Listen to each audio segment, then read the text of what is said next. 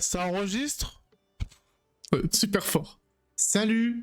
Alors, vidéo totalement à l'improviste parce que j'ai récemment pété un câble sur Monster Hunter Rise. Comment expliquer ça? Avec un pote, on a fait Monster Hunter World Iceborne il n'y a pas si longtemps que ça, on est en train de le finir, et on est dans le truc typique de « Oh, on doit optimiser le stuff ». Et pour optimiser le stuff, ça implique avoir la bonne armure, et la bonne armure, ça implique avoir le bon talent, les bons talents pour faire le plus de dégâts. Dans Monster Hunter, c'est pas très compliqué, hein, les talents, hein. Concrètement, vous en avez qui sont équipés sur vous, et ceux qui sont vachement utiles, c'est des trucs du genre, là on a maître d'armes qui permet de faire plus de coups critiques, tout ça. Si je prends d'autres armures, le talent le plus utile, ça va être machine de guerre. Machine de guerre qui est genre... je peux avoir un truc avec machine de guerre, s'il vous plaît? Non? Bon, on va bien se faire foutre. Ah bah si, là, je vois machine de guerre. Donc machine de guerre qui augmente les dégâts, etc. Une fois que vous avez un truc avec beaucoup de talent offensif, généralement, vous faites plus de dégâts. Et c'est le plus important dans le jeu. Pourquoi est-ce que je parle de ça? Parce que ça sonne un peu comme obligatoire de se dire il faut que j'ai le stuff avec le plus de talent qui font le plus de dégâts. Ça, c'est ce que je pensais jusqu'à ce que je découvre une manière de jouer, et c'est spécifique à Monster Hunter Rise Sunbreak. Bon, il y a 14 types d'armes dans Monster Hunter. Bon, là, il y en a 14, 7 d'un côté, 7 de l'autre. Et il y a une des armes, c'est l'insectoglaive. Ça fait partie des armes un peu bizarres du jeu, genre... t'as une espèce de lance, et t'as un putain d'insecte sur la lance. Et bref... L'insectoglaive, le principe du gameplay il est assez simple, tu balances ton insecte et ton insecte récupère ce qu'on appelle des extraits. Et il y a 3 types d'extraits possibles. On va aller carrément en heure d'entraînement pour que je monte ça. Tu sors ton arme et tu fais des dégâts, voilà, et tu récupères des extraits. Là j'ai un extrait rouge, ça va augmenter ma force. L'extrait orange va augmenter ma défense, et si l'extrait blanc va augmenter ma vitesse de déplacement. Là je cours plus vite. L'insectoglaive, normalement ça se joue comme une arme de corps à corps. Tu récupères tes extraits, et ensuite tu fais des attaques au corps à corps, et ça ressemble beaucoup à un gameplay que tu pourras avoir sur un katana. Ah, c'est pas que je trouve ça beaucoup plus facile à jouer. Une des features de l'insectoglaive, c'est que tu peux faire des attaques aériennes. Voilà, donc t'as plein de trucs comme ça sur les attaques aériennes. Normalement, le gameplay insectoglaive, le plus optimisé, c'est de faire un stuff full machine de guerre, full maître d'armes, ce que tu veux, les trucs de dégâts, coups critiques, parce que c'est une arme qui est très forte avec les trucs élémentaires, et l'élémentaire c'est très fort avec les coups critiques. Tu fais ton stuff comme ça, et tu fais ce genre de choses. Tu attaques le monstre en l'air, et tu finis avec des attaques spéciales. Alors là, je l'ai pas d'équipé, mais un truc qui fait des gros dégâts, voilà. C'est un peu dur à jouer, parce que quand tu fais ça, bah tu dois viser, et c'est pas aussi évident qu'on le croit. Donc moi, je jouais comme ça au début. Bah ouais, je vois les speedruns, les mecs qui jouent comme ça, bah j'imite. Problème, t'es en début, enfin t'es pas en début de jeu non plus, mais t'es en mid-late game du jeu. Le moment où il faut commencer à avoir des talents en machine de guerre, maître d'armes, tout ça, et c'est un peu chiant à farm. Et puis, je découvre qu'il y a une autre manière de jouer l'insectoglaive. En fait, je la connaissais déjà, mais c'est juste que je l'avais jamais optimisée. Eh ben vous savez quoi, je vais enlever l'opti, comme ça... Je vais la montrer telle que je la jouais avant. C'est quoi? On va prendre un autre insectoglaive. On va prendre un insectoglaive avec un peu moins de dégâts. Genre, j'aurais typiquement pu le faire avec cet insectoglaive-là, en fait. Donc c'est quoi le deuxième type de gameplay de l'insectoglaive?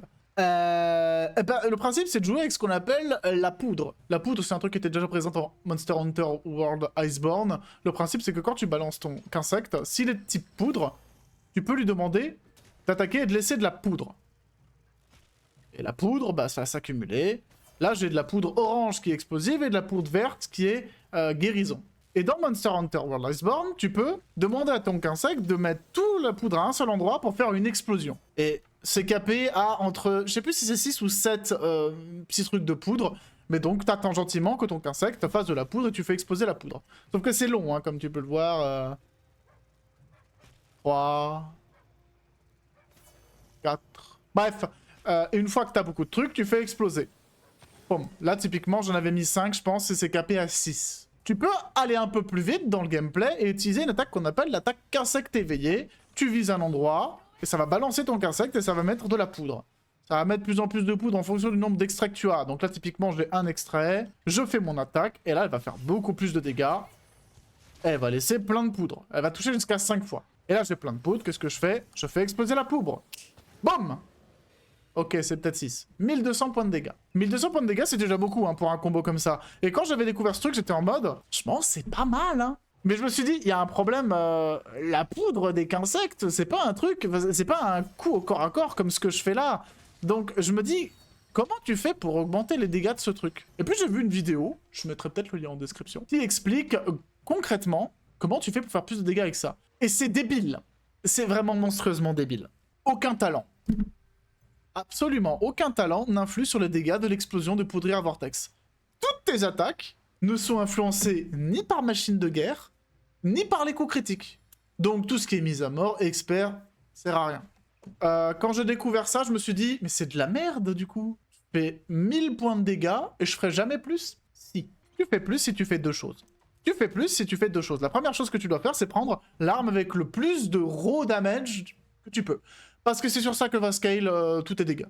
Et sur rien d'autre. Là, j'ai pris bon, l'arme Amatsu, Arc Stratus. Et je l'ai déjà un petit peu amélioré. Je suis pas très loin dans le jeu non plus. Je suis pas encore aux investigations niveau 300. Mais bon, j'ai juste pris celle-là, qui est effectivement l'arme avec les raw damage les plus hauts du jeu. Ta affinité négative, tu t'en fous. De toute façon, tu fais pas de coups critiques. Et bon, bah, je joue avec ce truc-là. Et vous voyez qu'en emplacement calamité, j'ai un joyau. Le joyau que j'ai, c'est un joyau qui s'appelle joyau surchargé 2. Fixé retiré, joyau de surcharge, joyau qui confère une arme surcharge qu'insecte, augmente le dégât du qu'insecte au détriment de la dépense d'endurance. Donc là, avant, on avait vu que j'avais atteint 1200 points de dégâts avec pas vraiment d'augmentation et une arme normale. Qu'est-ce qui se passe maintenant avec ça? Bon, déjà, j'ai pas noté, mais mon qu'insecte fait beaucoup plus de dégâts en lui-même. Récupérons des extracts, voilà. Faisons cette attaque-là déjà. 250, c'est beaucoup. Mettons un peu plus de poudre pour être sûr qu'on ait le maximum.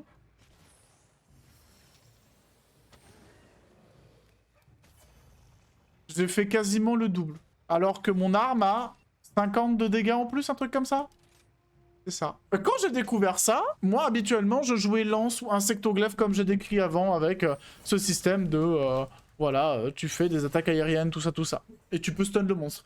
Et je faisais des monstres, disons, en 15 minutes. Et les dragons anciens Reason, là, les Awakened, les dragons anciens éveillés, avec l'accent alsacien, dragons anciens éveillés, les éveillés, je les faisais en, allez, disons, 20 minutes, un peu plus. On va aller en quête pour faire une démonstration, parce que c'est intéressant quand même, cette merde. Alors, bien évidemment, du coup, comme ton stuff, tu ne peux pas vraiment récupérer des talents qui te donnent des dégâts, bah en termes de talent, moi j'ai que des trucs défensifs, hein. Vulnérabilité, j'esquive tout ce que tu veux, cap de feu de l'enfer pour être protégé du cap de feu de l'enfer et en plus faire tomber le monstre, trompe la mort pour esquiver plus loin. Destructeur est un des rares trucs qui marche. Mais j'ai pas testé, je me suis basé sur ce qu'on m'a dit.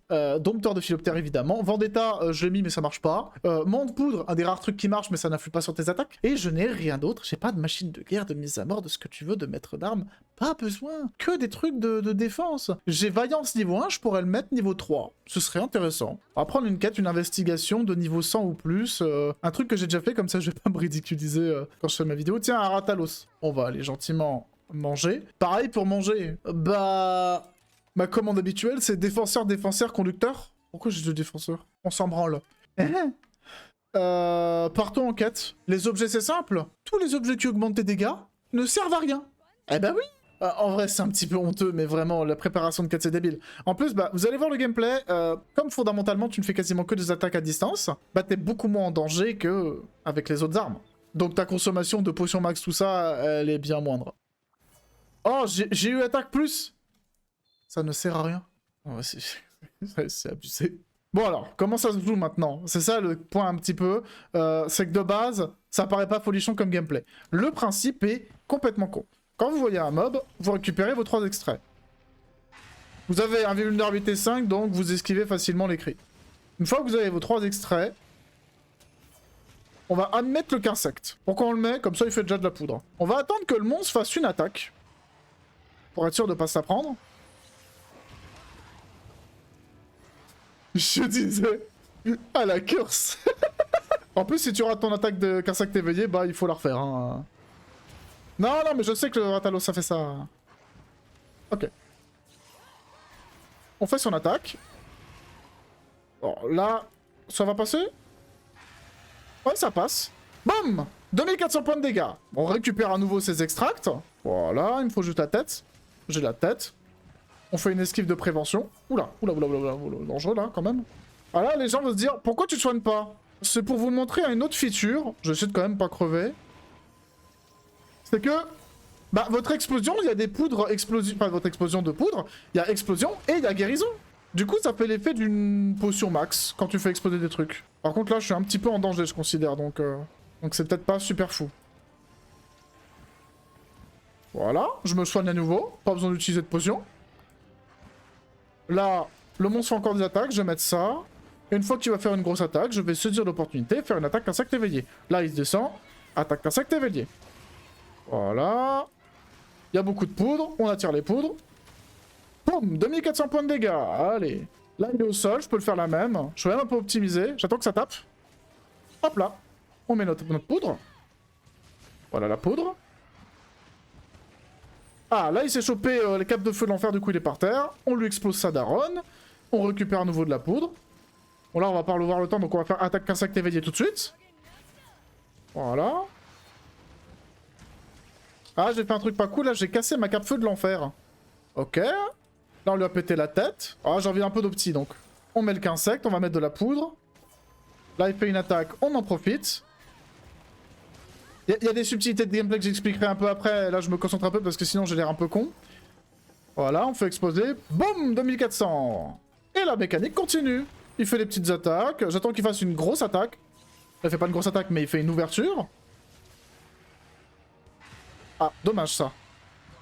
J'aurais pu esquiver un peu plus tard. Je me suis un peu surestimé. Hop là. On va esquiver, hein. Après, on a invulnérabilité 5, trop plein mort 3. Hein, donc, il peut faire des belles attaques avant de nous toucher.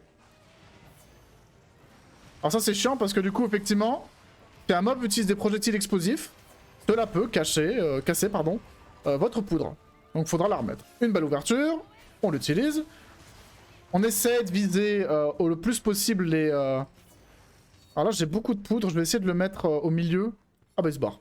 Le principe c'est aussi d'essayer de se dire, ok je vais mettre le mob le plus au milieu de toutes les poudres qui sont dans la zone. Comme ça, elles peuvent bien se mettre toutes ensemble. Parce que mine de rien, la portée de la poudrière explosive, c'est pas énorme. Donc faut faire gaffe. Il y a les petites subtilités de gameplay que je vais expliquer au fur et à mesure. Pas encore totalement à l'aise. Hein. Bon là ils vont se battre, donc on va utiliser la magnifique mécanique de Sunbreak qui est...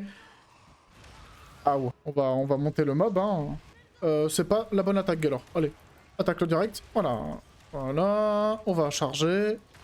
Oh, je vais me faire attaquer, mince. C'est hors gameplay, hein, je fais ça juste pour gagner du temps. Par contre, je me fais péter la gueule là ou c'est moi? Voilà, on finit, on va pas opti plus que ça. Là, il est au sol, c'est une aubaine pour nous.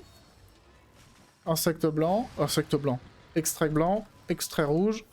Il va pas être à terre pendant longtemps, donc on va en profiter. Ah là, j'ai fait 260. Boum. 1900, c'est pas fou. J'aime pas cette attaque. J'aime pas non plus le follow-up. Donc la petite subtilité du gameplay, c'est déjà, il faut gérer ses poudres. Donc gérer ses poudres, ça veut dire effectivement caler le monstre et le faire exploser au meilleur moment, au meilleur endroit. Les poudres ont un temps de disparition. Là, c'est pas mal. J'ai fait 2300, c'est 2400, c'est beau. Et l'autre petite subtilité, c'est quand vous faites cette attaque-là, et que vous allez vers le mob, l'endroit où vous allez casser de la poudre. Toute la poudre qui a été mise avant cette attaque-là. Et donc le but, c'est de pas faire cette attaque-là à l'endroit où vous avez des anciennes poudres. Donc il faut aussi retenir les nouvelles et anciennes poudres. Là, je pose des anciennes poudres. On va voir, hein. Et si je m'amuse à faire ça... Ah, bah là, je les ai pas touchés parce que le mob était devant. Allez, on va faire les démonstrations. Voilà. Là, vous voyez que je mets de la poudre. Si je fais l'attaque là, je fais exploser les deux poudres que je venais de mettre.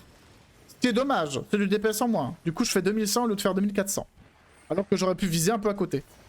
Mon poudre qui proc, c'est très cool. Là, je suis en violet. Là, pareil. Donc, faut faire un peu gaffe. Je vais faire cette attaque-là. Et là, mon but... Ah bah, je vais plus le... Boum. Mon but, quand j'ai l'aspect violet, c'est de faire une attaque qu'insecte, éveillé. Ah, il fonce pas sur moi dans ce cas-là. Non, bon bah d'accord. Tranquillement. Voilà. Voilà, c'est bon, j'ai ça. Là, mon but, ça va être de faire une attaque insecte et qu'il se prenne la flamme violette de ma cape feu de l'enfer. Pour ça, il faut que je fasse l'attaque insecte. Non, il n'est pas apparu, je sais pas pourquoi. Ça fait pas très longtemps que je joue avec ce talent. Ça passe? Ça passe bien. Ok, il me faut un extrait orange. Je l'ai. On va re-attaquer avec une... ça, on va remettre de la poudre. Encore une? Encore une. Merci monsieur, du coup c'est pour moi ça. Oh putain. Boum. C'était limite. Ça a touché la queue, mais... Oui, parce que du coup aussi... Cette attaque-là fait les mêmes dégâts, elle s'en fout des hit zones. Toucher une partie faite d'un monstre ou pas, elle s'en fiche, l'attaque. Donc tu peux littéralement faire exploser ta poudre où tu veux. Il va en faire 2, je le sens. Il en fait 2. Adieu ma poudre. Eh oui, des fois il y a des sacrifices, c'est comme ça. Alors par contre là je vais me taper sa giga explosion, je vais essayer d'éviter de crever, donc je veux pas aller dedans. Bon bah... Je rappelle qu'on a invulnérabilité 5, hein, donc on s'en branle de ce genre de choses. Oh, je veux te toucher d'abord. Je sais que tu te casses, je veux te toucher d'abord. Ah, là, je viens de faire l'erreur que je voulais pas faire. J'avais créé un feu de l'enfer à un endroit, et j'ai balancé mon Carsect en étant sur l'endroit, ce qui... Oh, merci invulnérabilité. Hein. Oh, merci invulnérabilité. Hein. Ok. Là, on va essayer de pas viser les... Ah bah, le mob est quasiment mort. Ah. J'ai pris un... Bon, là, il est vraiment quasiment mort parce que, mine de rien, tout va faire exploser tellement vite les choses que, voilà. Allez, juste, je l'ai mis un coup, ça suffit. On va essayer de le finir assez vite. Ah, il est quasiment mort, vraiment. Oh, merde, dommage. Donc voilà le gameplay. Le seul truc qu'il faut maintenant maîtriser pour moi, parce que je ne l'ai pas encore maîtrisé, c'est la cape feu de l'enfer. Il faut pas que je la fasse exploser avec mes propres attaques. Il faut que le monstre aille dessus. Et ça, c'est le petit élément de gameplay que j'ai pas encore totalement réussi à bien maîtriser. Mais concrètement, là, on est en moins de 10 minutes et on vient de buter un Ratalos niveau 130 avec un stuff pas opti. Et un gameplay pas opti non plus. Hein. Bon, on pourrait faire mieux. Oh, allez. Bébou. Il est temps. Ok. Il m'attaque? Oui, il m'attaque. Voilà. J'allais dire, j'ai peut-être fait une connerie, mais j'ai pas compris la connerie que j'ai fait. Bon, là, on n'a pas la queue disponible, du coup, on va attaquer avec que 2. Tant pis. Et on va pas faire exploser beaucoup de poudre. Mais bon, je pense qu'il est mort. Il est mort, il est mort Pas encore, hein. Il a de la vie, le bébou, hein. Oh, il est lent, par contre. Allez, fini. Donc, voilà. Je trouve ça complètement débile. Mais je trouve ça également extrêmement fun à jouer. C'est littéralement faire des explosions nucléaires sur les mobs. J'ai pas vu de speedrun qui l'utilise parce que je pense que c'est pas une manière opti de jouer. Par contre, je pense clairement que pour du mid-game, c'est complètement con. Ça fait trop mal. Et c'est trop safe. J'ai pris 2-3 coups du combat. Je me sentais pas inquiété à un seul moment parce que mon esquive, elle est... Je peux me permettre d'avoir tous les talents défensifs que je veux avec ce stuff. Oh, voilà. On va se soigner, hein. En plus, c'est ça le truc. En fait, mon chacha est encore en plus en full défensif, full support, parce qu'avant, je jouais de manière très offensive. Je peux très bien me dire, bon allez, on prend un chacha offensif. Pas qui fait des buffs, hein, mais qui met des pièges et tout. Je pense très concrètement que ce serait plus rentable. Bon, c'est pas grand chose à vous dire de plus. Peut-être un petit détail quand même si jamais vous voulez jouer ce truc-là. Si vous voulez jouer ce système, enfin ce gameplay, je recommande une chose importante. En caméra, il faut régler la vitesse du réticule en rapide. Aussi bien réticule que réticule artilleur, parce que même il faudrait mettre que le réticule artilleur, c'est juste que c'est pas super agréable d'avoir un réticule artilleur qui va plus vite que ton réticule de base. Donc moi je mets à la même vitesse, et j'ai mis tout en rapide. Et en vrai, rapide c'est déjà pas mal. Très rapide, ce serait pour les gros malades, mais je suis pas très bon au joystick moi. Bon, c'est finito, c'est pas mal. Jouer insectoglaive, hein, c'est marrant, vous pouvez faire exploser des monstres. Allez, ciao.